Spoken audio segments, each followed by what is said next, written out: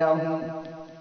اس نے جان بوجھ کر دگنی قیمت بتائی کہ یہ خرید نہ سکے۔ 10 کے بجائے 20,000 بتائے، 20 کے بجائے 40,000 بتائے۔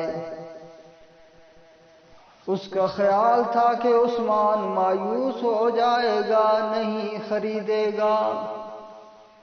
عثمان نے فرمایا، پیسہ تو کوئی بات نہیں، آج لگاؤ بولی، جتنی مرضی لگا سکتے ہو۔ اگر عثمان کو جان بھی دینی پڑی تو کنواں خریدے گا۔ رحمت عالم صلی اللہ علیہ وسلم کا تبسم ضرور حاصل کرے گا۔ وہ کنواں خرید کر رحمت عالم صلی اللہ علیہ وسلم کی خدمت میں آئے۔